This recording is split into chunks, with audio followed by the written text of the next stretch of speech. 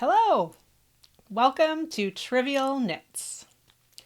My name is Laura. I have been a knitter for about 20 years now.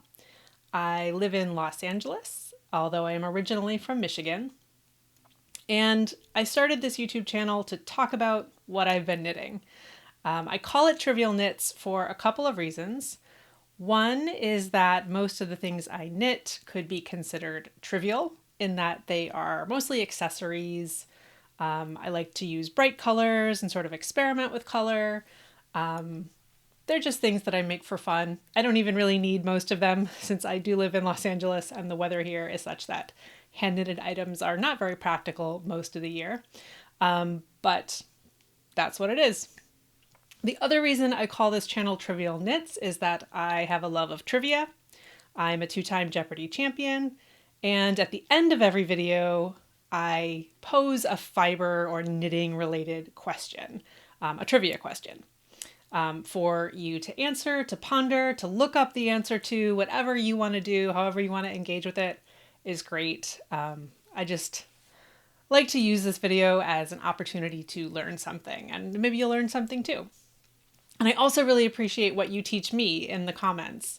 Last video, my trivia question was actually one I did not know the answer to. It was trying to identify a style of ribbing that I had done in a few hats that I didn't know what to call it. And many of you answered, I think correctly, I'm going to assume correctly, that it was mistake rib. So that was very helpful to me. Thank you. So today's question, I have actually looked up the answer to. I will share that question at the end of the video, and please feel free to comment your answers to it. But before we get to that, let's talk about the knitting. So this is an end of the month video. I'm recording it on April 30th, 2024.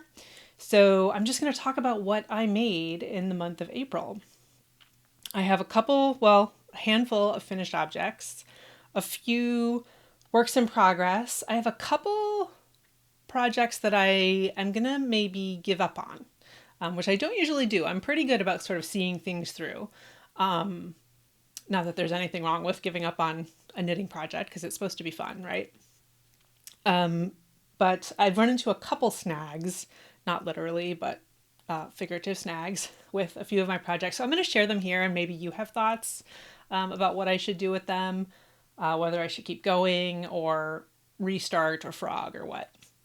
And then I have a couple of acquisitions, but unfortunately I cannot share them because they are part of some test knits that I'm working on that are secret for now, but I will share them in future videos, I promise. So yeah, I'm not going to talk too much about the test knits. But if your interest is piqued and you would like to find out about them soon, go ahead and subscribe and you'll see them in an upcoming video pretty soon, probably next month or two, hopefully. Yeah, I think that covers what we're going to do today. So let's get to the finished objects. So the first one I have to share was a work in progress in my March video.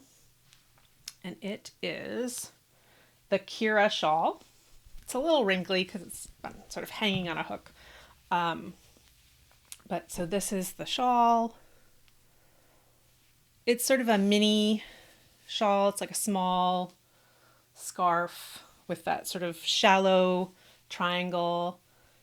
The designer on this is Ambah O'Brien, who I've shared before a couple times on the channel. I think the first time I talked about this pattern was in my mini scarves video, which might have been like video number 2, episode 2. And that was just something I was hoping to cast on. And then someone commented and said, please share this if you make it. And that kind of motivated me to make it. So I did cast it on last month and I used Junction fiber mill making tracks in the colorway Valley Fog. That is the color shifting yarn that you're seeing here. So it sort of begins with like a greenish gray and sort of transitions to kind of a bluish gray and then a purplish gray. It's all kind of gray. And then back to sort of a greenish and the bluish again. So it's a really beautiful color shifting yarn. It is a subtle color shift, which gave me a little bit of trouble with this pattern. I actually cast it on, this is the third time I cast it on, because I had originally cast it on actually with a totally different pair of yarns that the contrast was not good at all. So I frogged that. Then I cast it on with the Making Tracks color shifting yarn and a gray. That the tone of the gray goes really well with the color shifting yarn, but it was not high enough contrast, unfortunately. I don't know what kind of pattern it would have looked good in combination with, but it was not this one. So I don't know, I probably got about this far into it and said, no, that's not going to work. I actually need a different kind of contrasting yarn. So I was actually in Michigan at the time. So I stopped into Michigan Fine Yarns, which is a very nice local yarn store that did not exist when I lived in Michigan, but it exists now. And so I was glad I got to visit it while I was there. And I picked out a skein of Cascade 220, which is like a worsted Aran weight wool yarn in the color navy. And it works so perfectly with the color shifting, especially for this kind of project, which is mosaic knit, which really kind of it doesn't require a high contrast. You can do whatever you want, but I think it shows off the pattern very well with the high contrast. So it's constructed from tip to tip. So I'm trying to figure out which tip I started with. I think it starts with this tip. So you start just like with a little cast on of the color shifting. I mean, you don't have to use color shifting. You could just use two contrasting colors. You could use minis. A lot of Ambah O'Brien's patterns are great for mini sets or advents, which is another reason I've discussed her on the channel before, because I had an episode all about projects you can do with advent yarns. So go back and check that one if you'd like to hear more about that. But so you start with the sort of the color that's going to change if you're going to have a color changing yarn. And then it's a pretty simple mosaic pattern, and you increase along one edge till you get to the tip, and then you decrease, and you just keep repeating the pattern. And I suppose you could probably you could determine how much you want to keep increasing. If you have more yarn and want to make a larger shawl, it would not be hard to just add another repeat of the pattern. I did this 2 pattern, I'm pretty sure. So it used, I think, not even one full skein of the both yarns. So the Making Tracks is a DK weight, a heavy DK, and then the Cascade 220 is a worsted weight. So so less than 100 grams of each of those. And I got this nice little scarflet. Maybe I should put it on. It's kind of the perfect size for just like wrapping around your neck under a coat.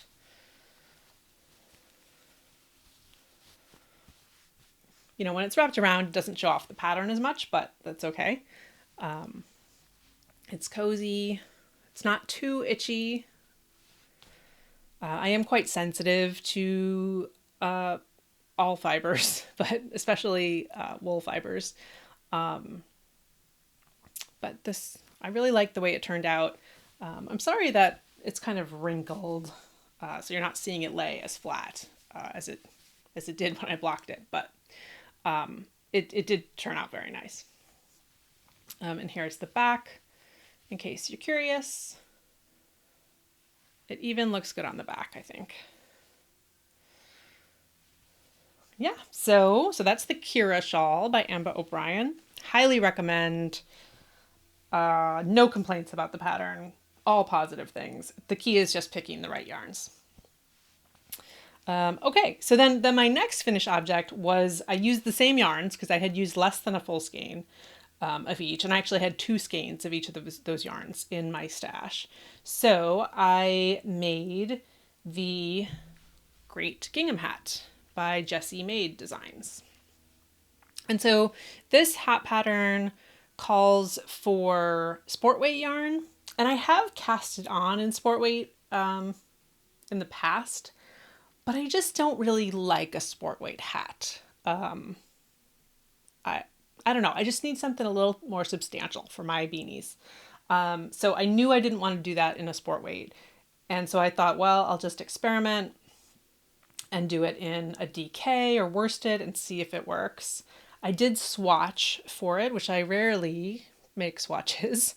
Again, because I do a lot of accessories and things where like the gauge is not super important. But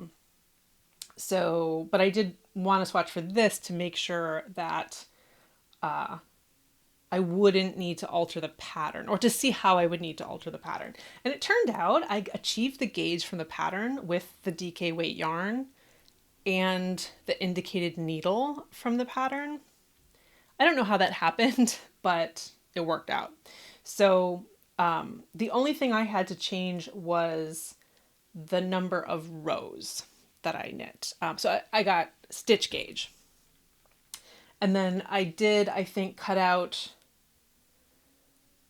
some of the repeats called for in the body of the hat, although I can't remember. I mean, I think the instructions in the pattern kind of tell you like, here's the row you should stop on once you get to the length you want. So the pattern is really written so that you can customize the length pretty simply. So this is the hat. I wear it folded. Maybe I should put it on. I'll just swap out the hat I'm wearing.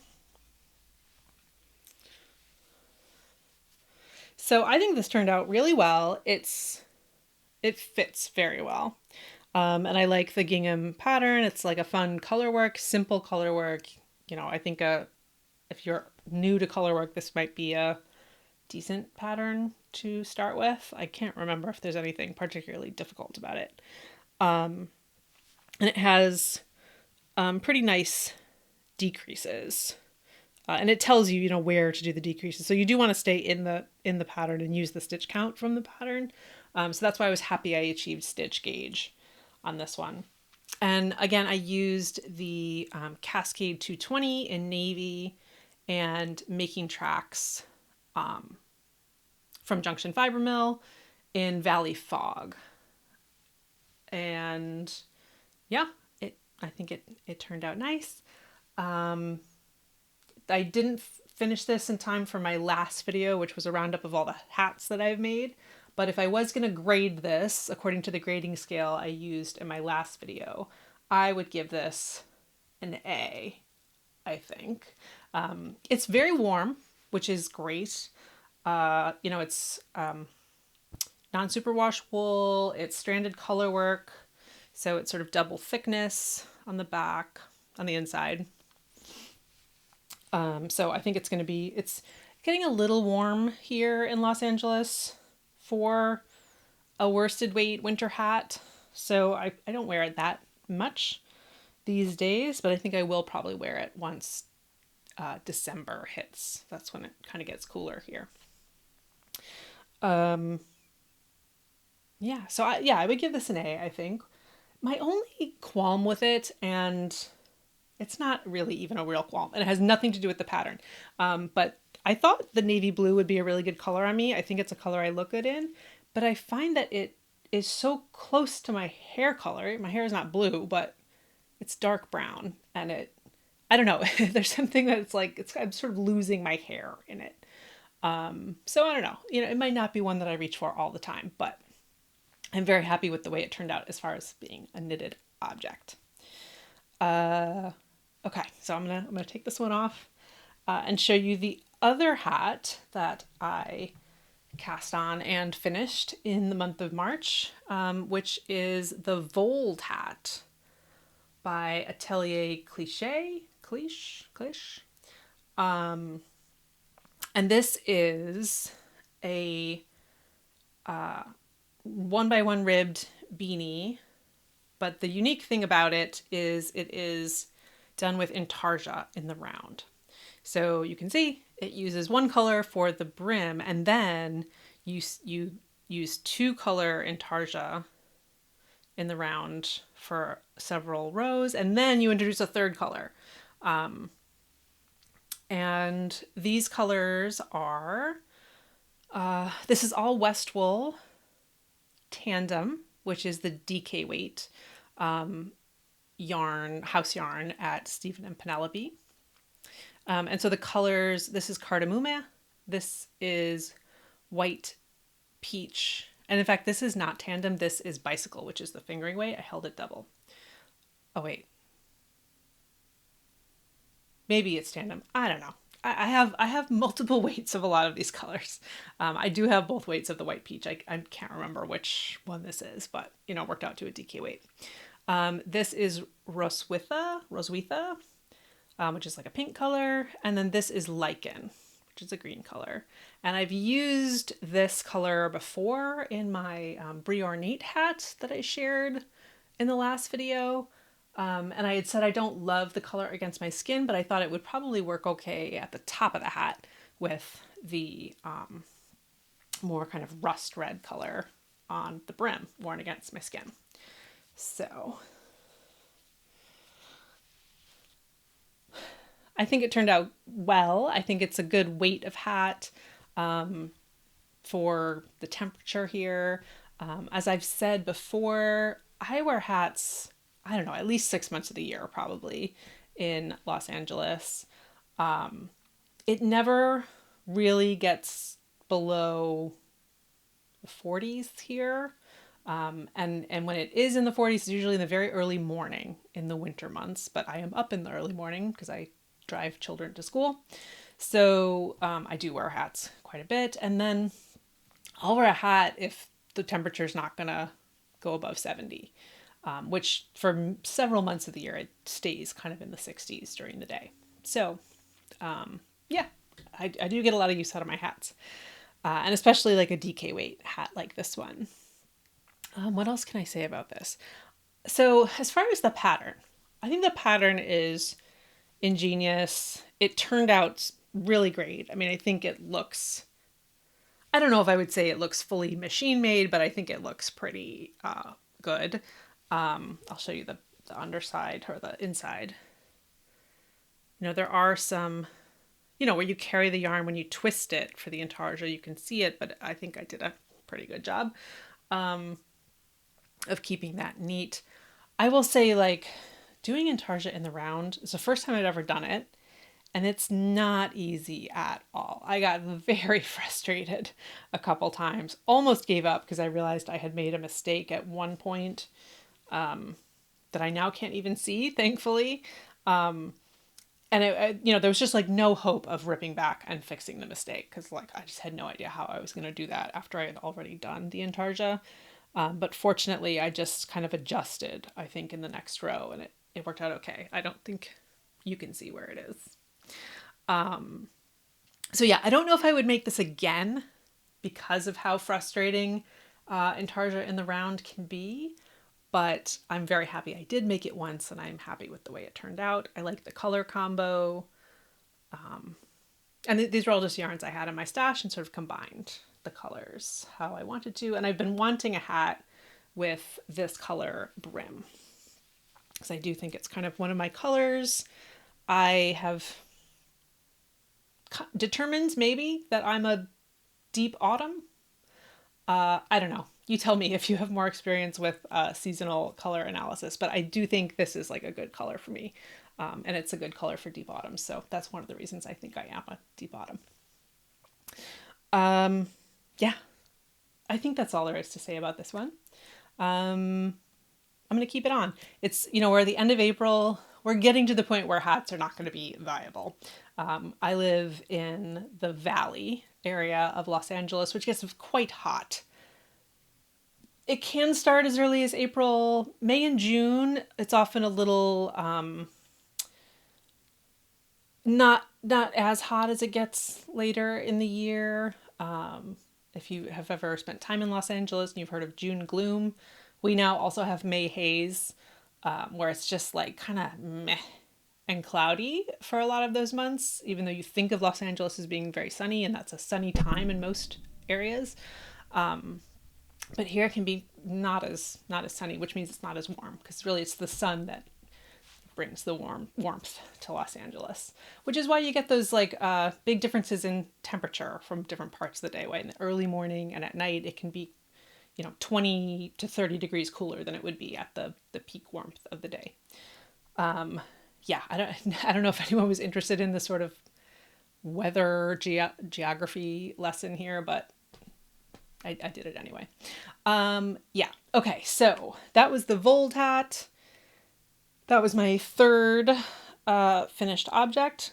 I went a little bit out of order because I have one more finished object that I forgot to share in order. I'm going to grab that. Da-da-da. It's the emotional support chicken. So, let's see what's the best way to hold it here. So yeah, I jumped on the bandwagon, jumped on the hot right now trend. I'm kind of curious what prompted the trend. I feel like the first time I saw these was on Needles at the Ready, that podcast, where they both hosts made an emotional support chicken using a kit from the Knitting Tree LA. So I don't know if is that what launched the craze. You tell me if you heard about it somewhere else, possibly before Needles at the Ready did it. But it does seem like everybody's been making one from the past few months. So I made one too. I used some yarns from my stash. So this sort of the color shifting-ish yarn is two yarns held together. It is Green Mountain Spinnery Ragg-Time in the colorway Coltrane, which is a DK weight, and I held it with a strand of Zauberball Crazy in the colorway Green Week. So that's what kind of, and that's a color shifting yarn. So that's what gave it that sort of color shifting quality. And then for the contrasting stripes, I used another wool from Green Mountain Spinnery, which is Weekend Wool. That's a worsted weight, I'm pretty sure. And the color is Lichen. Both of these yarns are called Lichen. They are pretty different in color. I think this one is more accurately what Lichen looks like. But maybe there's different kinds of Lichen. I don't know. So yeah. And then I used just scraps. Total scraps from my bin of scraps for the comb and wattle and the beak and the eyes. I didn't purchase safety eyes. I just didn't want to. And I thought stitching, because I wouldn't call this embroidery, just stitching some little black lines for the eyes would kind of do the job. So this is my emotional support chicken. I think I talked about it as a work in progress last month, and when I knit it up, I was afraid it would be too small. I thought my gauge was a little tight. So I blocked it before I stuffed it to try and stretch it a little bit, and then I just kind of stuffed it kind of aggressively. I ended up cannibalizing an old pillow that we had at home that was not getting used because it was dirty from children. So and not washable. So the case of the pillow was not usable, but the insides were fine. So I got some polyfill from that, stuffed it, and I do think it ended up being a good size. It is like a size where you can hug it. It does provide emotional support. I think the worst part of this pattern is constructing the chicken with all the seams. I definitely needed emotional support after that. So, it's good that that's what you get when you're done. I really tried not to be a perfectionist with the seams. I didn't, I just kind of matched them up as well as I could and went as I, just matched them up as I went. I didn't really plan super meticulously, and I think it's fine. My oldest child, my daughter named this chicken. She loves to name stuffed animals. She has lots and lots of stuffed animals. So she named this one Nugget, which I think is a good name for a chicken. She's been sort of hinting that she wants it for herself. She keeps asking questions like, is Nugget going to live in the living room? I think implying that she wants it to live in her room, but I think Nugget needs to remain a family emotional support chicken and not just one child's property. So we're keeping it on the couch and to be hugged as needed. So yeah, this is Nugget. I'm glad I did it. I didn't love the experience of seaming it up. I don't think I would do it again. I do have another stuffy I'm actually making for my daughter. So that will be my next one and maybe my last one for a while. But I will share that one in a later video because I haven't cast it on yet. Yeah. So those are my 4 finished objects. Let's talk about works in progress. Okay. So let's see. Okay, so here's a couple. I'm just going to go in the order I have them piled up here. So I mentioned probably several videos ago that I was working on some socks using one of the Advent sock yarns that I had purchased last year. So this is a DRK Everyday Sock. I have not sewn in the end. It's constructed toe up, and it's like 2x2 ribbing throughout pretty much, except for the toe and the heel.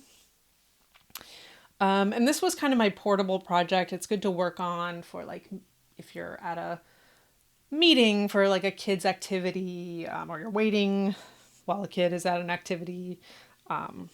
It's that kind of good portable project. I don't wear hand knit socks that much. But I had wanted to try this pattern. Everyone speaks so highly of it. And I wanted to use this color changing or self-striping sock yarn. So I did. I made this sock. And I don't know, I had to do the bind off a couple different times because I did it too tightly the first time. And then I did it again and it's okay. I tried it on and I don't know. I just don't love it. And it wasn't that fun to knit for me. I'm just not a sock lover. So I have decided I'm only making one. I'm not making 2. I don't need a pair. I probably will never wear this one. I don't know why I would just wear one sock at a time. I don't really know, I could frog the yarn and reuse it. I don't really have a use for it at the moment. So I'm just going to save the sock. If I ever need the yarn, I still have half a skein of this yarn. That's for the other sock. So if I ever decide to use that and I end up needing more, I can get it from this sock, but it's just going to live in the sock for now. So yeah, I just, I've been inspired by seeing other knitters say that they're following their joy or they're just doing what feels exciting or fun. And that it's supposed to be a fun hobby. So yeah, and I realized that doing another sock would not be fun. So I'm not going to, and I don't know when the next sock I will do is. I do also own the Bear Paw socks, which is like the DK version of this. Maybe a DK sock I could be convinced to do someday, but I don't know. Yeah, so I don't know. Have you ever just done one sock and decided that was enough? Please validate my decision to stop at one sock. Yeah, so that's that. The other couple of projects that I've been working on and sort of have hit impasse are 2 cowls. And I really like making cowls usually, but these ones, for whatever reason, are kind of giving me trouble. So let me tell you about them. So the first one is the Dustland cowl. I think I have shown this one before as a work in progress, and I have not progressed much on it since the last time I showed it. So this is a Stephen West pattern, Dustland cowl by Stephen West. It's a tubular cowl, so you just you start with cast on at the bottom, and then, or not the bottom, but you cast on, and then you knit the tube, and then you join the tube. I think the pattern calls for like a Mobius twist. I wasn't planning to do the twist. But here's the deal with this one. I love this color of yarn. This is Knit Picks Swish worsted in Haystack Heather. This is the same color I made my March hat from last month. I love this color. I love this yarn. It's a very soft yarn, and I don't know. I just am afraid it's gonna like just pill like crazy. And it's gonna make me not enjoy the object. And I'm just afraid it's gonna be hard to depill as well because it is so textured. I do think the yarn shows off the texture of the stitches pretty nicely. So I've been sort of torn. I've just stopped working on it because I'm afraid the finished object is just not going to be what I want. I'm thinking I might need to use a slightly more rustic yarn for this. So tell me, I would love to hear your opinions, your thoughts. If you've made this pattern, what yarn did you use? Do you think that a really soft superwash yarn is a bad idea for a cowl like this? Yeah, I would just love to know other people's opinions about it because I just don't know what to do. I don't know if I want to frog it. I will definitely use this yarn for something. And I would probably cast on this project again with another yarn. But I don't know. I'm just not feeling excited about it at the moment. Now that I hold it up, I do think it looks really nice. So I don't, maybe I will keep going on it if anyone thinks I should. Yeah, I don't know. The pattern does call for a sport weight yarn, which I don't have enough of a good color of sport weight for this kind of project in my stash. So, and I also am trying not to bring new yarn into my stash to the extent that I can help it. So I just can't justify buying like the yarn called for in the pattern. So I don't necessarily know what I would cast this on with if I were to start over. So yeah, I don't know. I just want to hear other people's thoughts about this and what you would do in this scenario. Yeah, so that's the Dustland cowl. It's on pause for now. And then my next work in progress is the Aeon cowl by Andrea Gone. And this is how far I've gotten on it. I'm using 7 colors of West Wool Bicycle, held double, because it does call for DK weight yarn. So Bicycle is the fingering weight, West Wool, I'm holding it double for this pattern. And so I think it's looking pretty good so far. I really, I have many, many colors of this yarn in my stash. So I kind of just picked 7 that I thought worked well together. I like the pattern. One of the patterns on my Make 9 is a similar kind of cowl, same construction, tubular, provisional cast on, stranded color work in the round. It's the leitmotif scarf, or no, leitmotif cowl. It's from Knitty magazine, so it's a free pattern. I am blanking on the designer's name, but it'll be up on the screen. That one has like a bunch of different motifs. And so I was kind of thinking of combining these 2 patterns. I would do a little bit of the Ion stitch pattern, and then I was going to combine it with like the checkerboard pattern from the leitmotif cowl. So I did that actually. I did several repeats of the checkerboard here. But my tension was just way off. It was super, I mean, I think I'm usually pretty good at holding my strands loosely and keeping my tension good, but it just, I couldn't do it effectively for the checkerboard because it was pretty long floats on the back, like 7 stitches, which is not, you can get away with not catching floats of that length, I believe. But it didn't work. It was going to be too tight, and I was just afraid it wasn't going to block out. And so I wasn't enjoying the process of knitting it thinking about, oh, I'm investing all of these hours and it might not block out the way I want it to. Someone kindly suggested on Instagram that I should steam block it and see if it would block out. And that was a good idea, but I don't know. I was too lazy to do it, or something. I just didn't do that. I ripped out the checkerboard. And so now I'm kind of at a crossroads here. I can keep going with the ion cowl motif, the triangles, which I think the tension on those is okay. It'll definitely block out to how I will want it.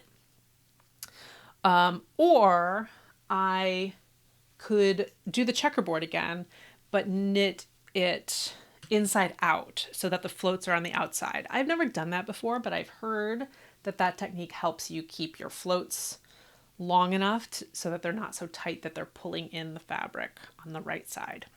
So again, I would love to hear from you if you're watching and you have tried that technique. Does it work? Did it work for you? Please don't tell me to just catch my floats, because I'm just not going to do that. To me, it's not worth it.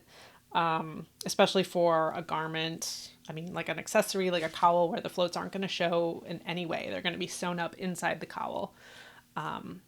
So just not worth it to me to catch floats. I would rather not finish it than do it and catch floats. So what do I need to do if I don't want to catch floats? Is it stick with this motif? Is it do the checkerboard but carry the strands on the outside?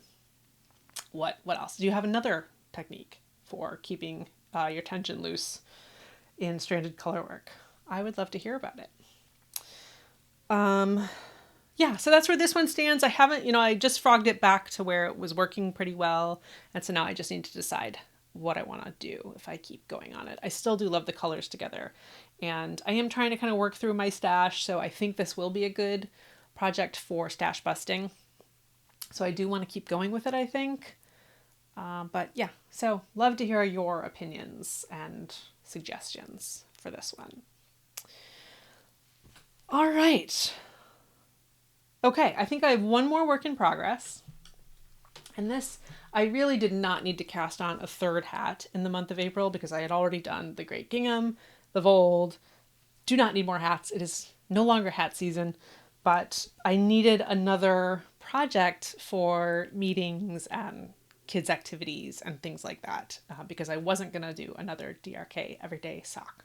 So I went to I have a Make 9 for 2024. It's on my Instagram. I'm Trivial Knits on Instagram if you want to go scroll back and find it in January. But I also have a Make 9 hat list in addition to the core Make 9.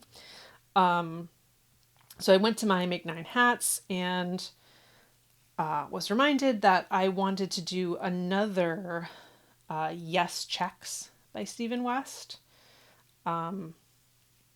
You can't tell what it's going to look like from this start. It's a very small start here. I have done this pattern before.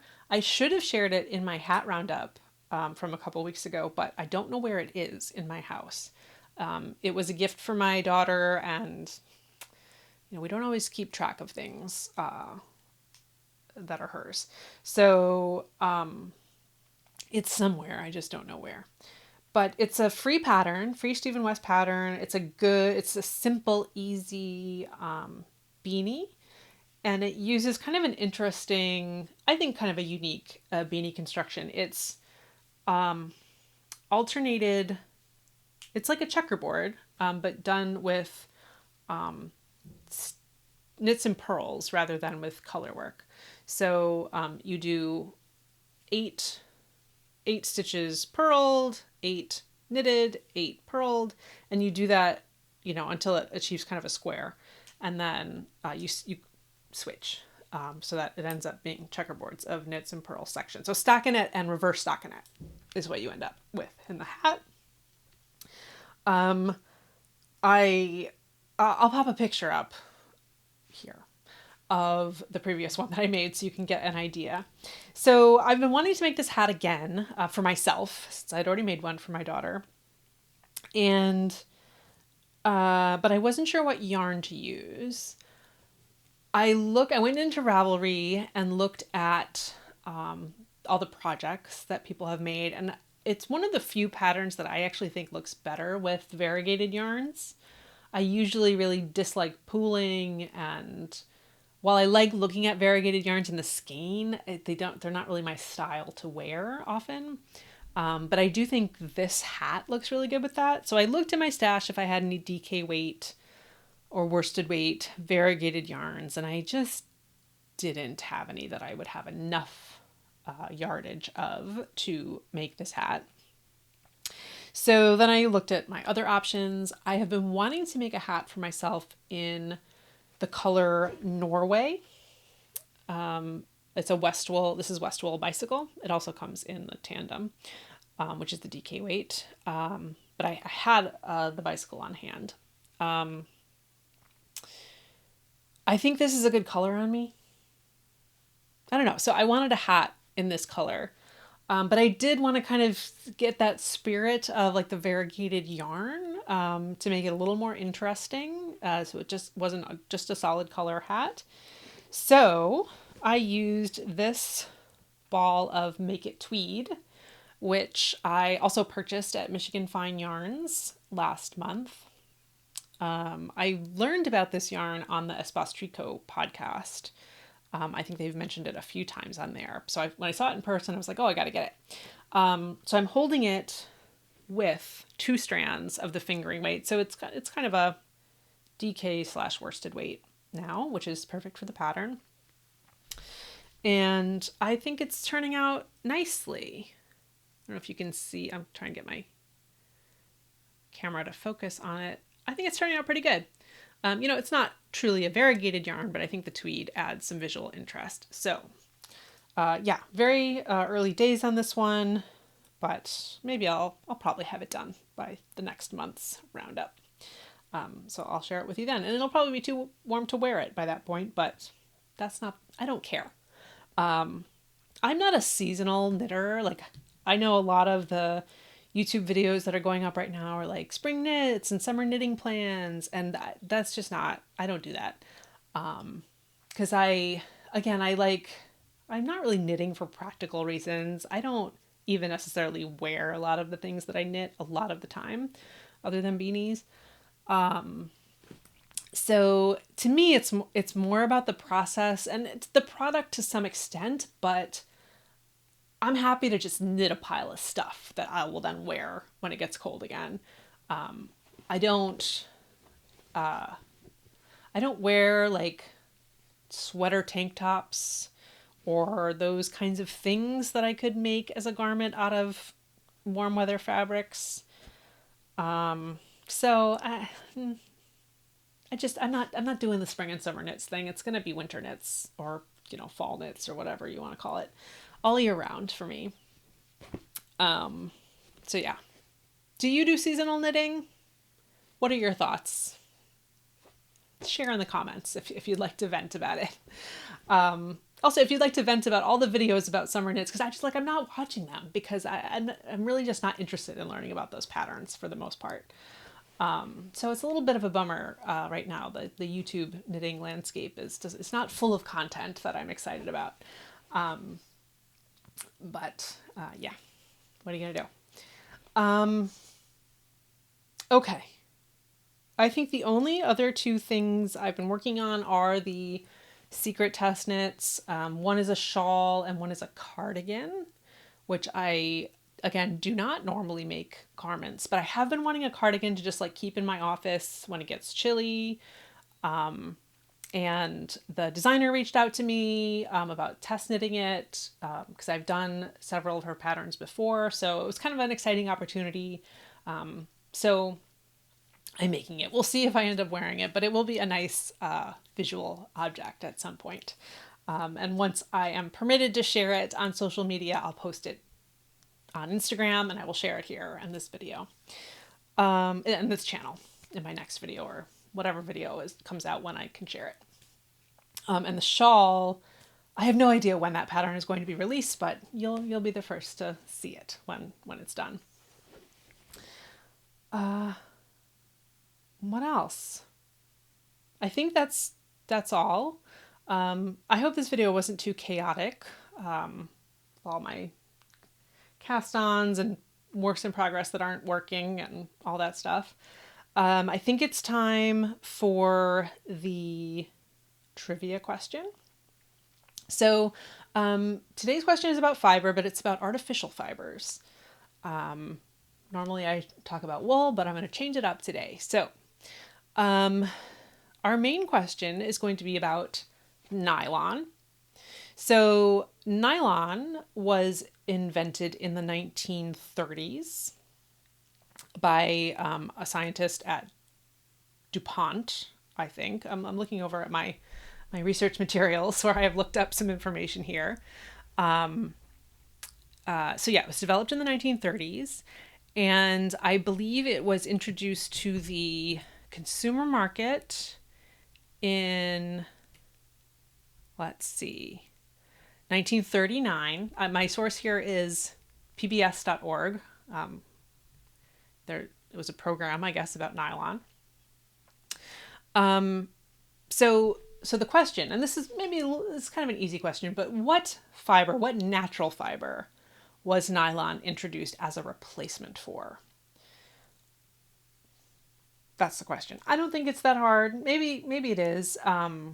If you know, go ahead, put it in the comments below. If you look it up, that's also fine. As I have said before on this channel, to me, trivia is about learning new things. It doesn't matter how you learn them. It's not cheating if you go look it up for the purposes of my channel. So which natural fiber was nylon an artificial replacement for? That's the main trivia question. Now, I usually try to do a bonus question. So my bonus question is also about an artificial polymer fiber. And this one was also invented by DuPont. It was sort of maybe 10 years after nylon. And it was the first acrylic fiber to be commercially available. And it has a trademarked name. It is no longer in production. So this name is not used for any currently produced fibers. But the bonus trivia question is, what is the name for the first acrylic fiber produced for the purposes of textiles? So that's your question, your bonus question. If you know that one or you look it up, answer it in the comments below. We'll all learn something new. If you have a guess, you just want to guess, that's also fine. Okay, I think that's it. I haven't really decided on my topic for the next video, although running into these two cowl issues, and I'm not decided on what I'm going to do with those cowls. It has made me go revisit my Ravelry queue and see what other cowls are there. And there are several. I think there's maybe about 10, either in my queue or my library, that I would consider casting on. So I might do a kind of a roundup of cowl patterns, if that would be interesting to people. I also have a bunch of cowls I've already made, so I don't know. Should I share cowls I've already made that have worked or not worked, or what I think about them? Or should I talk about patterns I might make in the future? Or should I do both and have it be a really long video? You let me know what you would like to see next. And I think that might be my mid-May roundup video, pattern roundup, cowl patterns. So let me know patterns I've made, patterns I want to make, both, neither, some other topic entirely. You let me know what you'd like to see on Trivial Knits. Okay, I think that's it. Thank you for watching. Thank you for your likes, subscriptions, comments, all of that kind of helps me keep the channel going, helps me see what people are interested in. So I really appreciate it. And I will see you next time. Bye.